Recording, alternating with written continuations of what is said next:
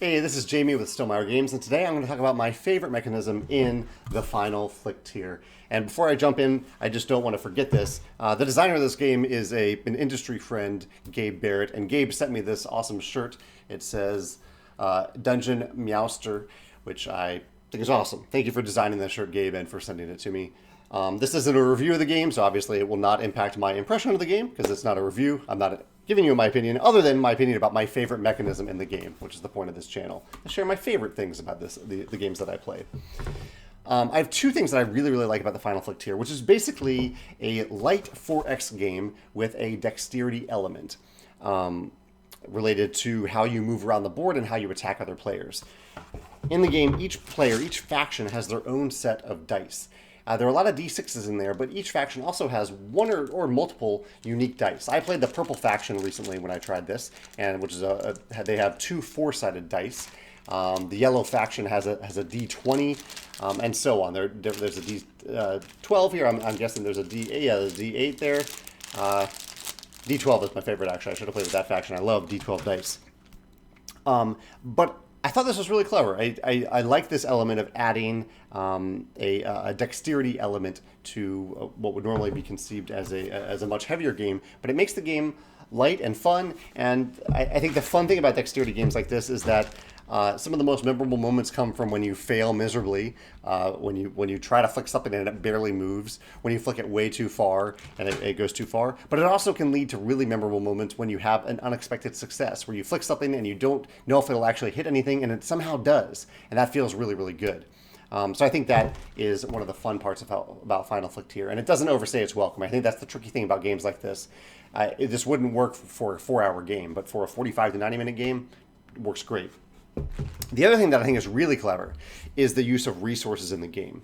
I designed a game called Viticulture a while ago. In Viticulture, the backs of the cards are different. So you can look around at the table at any time and see that the player across from you has 3 Winter Visitor cards and one Vine card. And this is important information to have in Viticulture because it means that I know that player is probably more interested in going to the play a Winter Visitor action spot. So having backs of cards that are different can give other players at the table useful information. It's a reason to pay attention to the other players at the table. And Final Flicktier kind of does the same thing with these resource cards. There are 4 different types of resource cards in the game, and the backs are unique to that type of resource. This is saying that this is one tech resource. And so each card represents one of that resource, one graphite resource, and so on. However, they're dual-use cards because on the other side of the card is a number, and this number matters in combat.